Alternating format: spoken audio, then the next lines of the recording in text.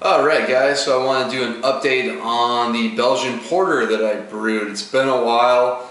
I bottled this entire batch, so it's been conditioning in the bottles for probably about a month now. It was initially so cool in my house that they're really slow to carbonate, but by now they're going to be fully carbonated, so it's just a matter of the flavors kind of maturing in it. But I thought I'd crack one open. This batch I mostly got a nice hiss on there. I mostly used bombers for this batch just because bottle washing just sucks.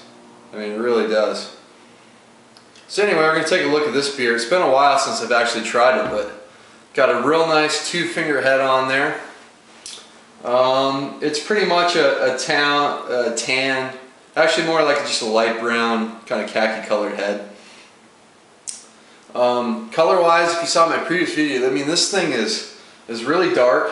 You just get slight tints around the edge, but that's about it. This was an extract batch with partial grains, specialty grains, and I added a bunch of different stuff into it. I put in cinnamon, I put in dark chocolate, I put in bitter orange peel, and molasses.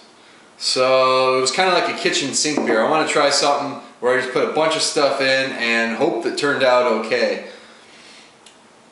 And in doing so, it was a pretty expensive batch to make, but I just had to make this just to see how it would turn out.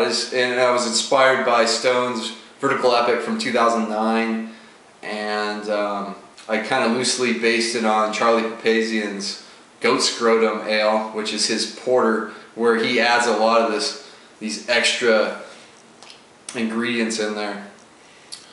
So it's a pretty good looking porter. Let's get the nose on.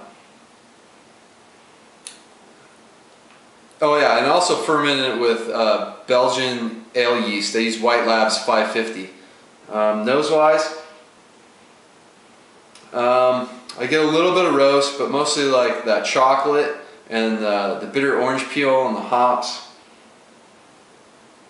And then it's kind of the yeast kind of comes in, gives it like a little fruitiness. Kind of a sort of strange aroma, to be honest. Not in a bad way, just in a, I don't know, just the way that everything melded together kind of makes it kind of weird. This one turned out to be about a 6% beer, which is kind of what I was going for. I was hoping maybe a little higher, maybe in the mid to upper 6s. But let's give this a try.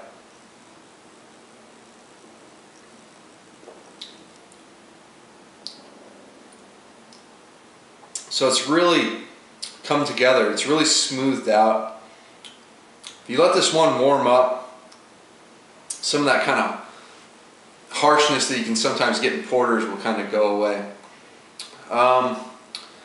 I think my critique on this one is I probably put actually too much hops. I used nugget hops, which are pretty high alpha acid hops. I believe I used an ounce for bittering for 60 minutes, and then I put in the other ounce for about 18 minutes to go in the boil. Probably should have cut that down to probably maybe, maybe 1 ounce, maybe like 3/4 ounce for bittering, and then the rest later in. Because that orange peel that I also put in was a bitter orange peel, and that kind of bittered it more, so it's a little more bitter than I would like. And you kind of get that more at the end with the dark chocolate. You kind of get that dark chocolate note at the back end of the tongue as it's going down. But then there's a little bit of a astringent bitterness, and I think that comes from just too much bittering agents, be it hops or orange peel in there. And dark chocolate can also be have a bittering quality, and some of the specialty grains I use as well. So next time if you do something similar, I'm just going to keep it simpler, and I think it'll turn out better. But other than that, I mean, it's pretty decent drinking beer.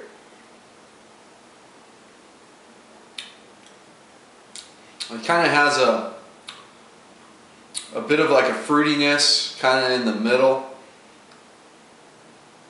I think most of the molasses kind of, yeah, the molasses, I mean, most of that probably ferments out, but you do get maybe a little bit of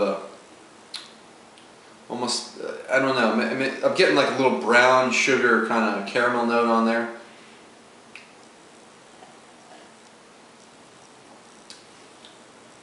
And then you get a decent amount of spice. I think I did the cinnamon just about right. You don't immediately notice it, but then as you're drinking it, you kind of notice, oh yeah, it's got this kind of faint kind of spice character. And also the yeast is also producing a good amount of spice in this one. And it might contribute some to the fruitiness of it.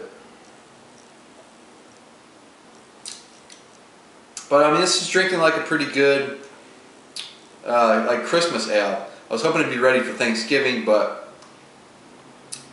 the flavors were they were still too far off by around that time. Now, I brewed this one on the day before Halloween, so I was hoping to be ready by then, but now it's aged going on a month and a half now. I think it's coming together, and I'm hoping that with this one I'll probably sit on a lot of bottles and hope that maybe some of at least the hop bitterness will continue to fade away, and this might end up turning out to be a pretty decent beer. It's definitely drinkable. It's nothing I'm going to throw down the drain, that's for sure. Just didn't quite turn out how I was hoping, but when you brew a recipe for the first time, especially one where, you know, I pretty much made up the recipe on the spot, so I didn't really have anything not a whole lot to follow, so it is something that maybe I'll eventually tweak later on, but not too bad. But I do have a bunch of balls, and so maybe if we do some beer trading with any of you, I'll throw one in as an extra if I have room. Just give me your thoughts on it, see if your analysis kind of is similar to what my opinion is on this beer. So anyway, cheers. Alright guys, I just kegged my San Diego bitter, so it's sitting in my temperature controlled freezer right now. I just carbonated it up and poured myself a bit of the glass. Obviously it's not fully carbonated yet. It's going to take some time. Hopefully by overnight I'll start to develop some decent carbonation, definitely within 2 days. I went a little higher this time on the PSI, so it would hopefully carbonate quicker than my last beer, my IPA that I kegged. But so far, wow, the aroma on this is absolutely amazing. It finished out at about 5% ABV, which is slightly higher than I was going for, but that's all right. I was kind of going in the mid 4 range for it, but it's still going to be a very sessionable beer. The yeast I used, I think, worked really well. It flocculated like hell. If you don't know what that means, flocculation is how much the yeast clumps together, and some yeast will be very kind of loose, so to speak. It won't pack together, so it's not very flocculent. This one was really flocculent. It really stuck to the bottom. I did cold crash it for about 14 hours, 16 hours. Might have tried to do it a little longer, maybe get some more diactyl out of it, try to settle that out. But anyway, so far I'm really enjoying it. It's not completely done, so I think it's going to turn out to be one of my best beers. It's got a nice bready character in there as well, and I'll see how it develops over the next couple days. Alright, so I just want to finish up my last homebrew video and take a look at the beer I refer to as San Diego Bitter, where I took a sort of a traditional British bitter but hopped it up American style. And so I guess ultimately it turns out to be an American pale ale, essentially, because it's 5% beer. And even though I used London ESB yeast for it instead of like an American yeast, like maybe American ale yeast or Chico yeast. So one of the things I did with this beer is I kegged it. But I was trying bottling from the keg, and so what I did was I found a number 2 stopper, and then what you can do with that is slide it onto your bottling wand.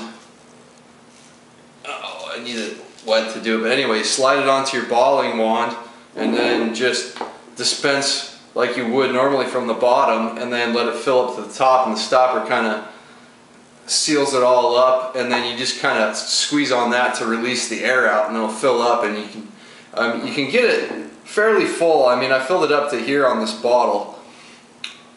So it's the first time I did this, so I'm also checking to see a day later if the carbonation's still held and where I'm at, and see if this is a bottling that I can use long term or if I need to open these right away. So anyway, that's a little side note on this homebrew. That's why I'm opening up here. I did get a little bit of a hiss, so that's a good sign. Now this beer, the one thing I'll say up front was that color-wise, it's not quite where I was hoping it to be. I didn't cold crash it very long. This thing is just hazy as can be. Now most of that is just hops because I dry hopped it with Cascade and Citra hops. So I mean, it's just ultra hazy. But I got a finger and a half of white head on there, which is nice to see. Aroma-wise, I'm trying to be as honest as I can with this beer. It's really hard to do since I brewed it, but this is one of the most amazing smelling beers I've ever smelled. I mean, it's up there with the best IPAs I've smelled. You get tropical fruit notes, dried mango, you get some peach in there, you get grapefruit, and then lemon zest. It's all in there. It's just an amazing aroma. And the other thing is, I just made this beer. It's as fresh as you can get it, so that really helps, because you know, you get these bottles and they're a few weeks old. I mean, this is a few weeks old, but it's been hanging out in my keg, and it's just it's amazing smelling beer. Maybe a tad bit of malt on there coming through, but I'm gonna take a drink.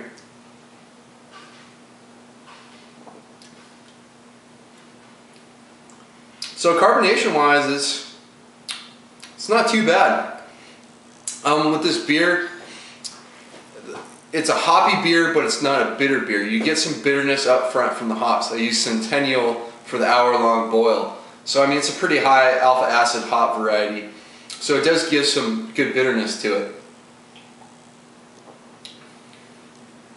As far as taste goes, the hops tend to be on the grapefruit side. You get a little bit of lemon zest in there.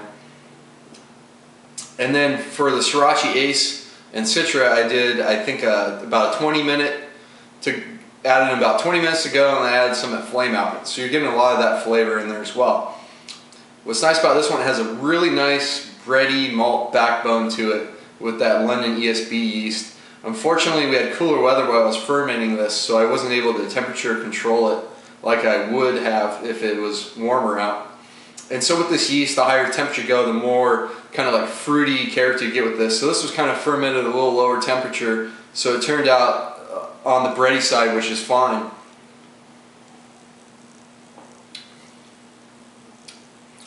But it's really crisp, clean tasting beer. Bitterness right up front. Malt comes in, flushes all the way. Finishes a little on the dry side, but not overly dry, so that's nice. At 5%, for me, this is like a perfect session beer.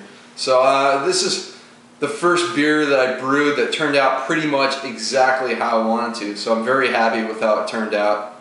I can't give it like a letter grade or anything. Just, I'm too close to it. This beer does leave some pretty nice lacing, and you can swirl up a real nice head on it, like real easy. So I mean, that's what's nice about homebrewing. If you do get it right, and you can get this amazing drinkable beer that I have on tap in my house, and it's as fresh as it can be, which is awesome for any kind of hoppy beer. So I'm real happy with it. I'm going to see how the carbonation is going to hold up on these bottles, see if eventually maybe I can bottle from the keg and then maybe ship them out to some people to try. But until I'm going to wait about a week to see how it goes, see if that's something that I can possibly do. But if not, I'll try brewing up a second batch of this and maybe bottle it instead of keg it next time. But anyway, hope you enjoyed watching how I brew this one. This was the Brew in the Bag beer, so check out that video. It's real tasty.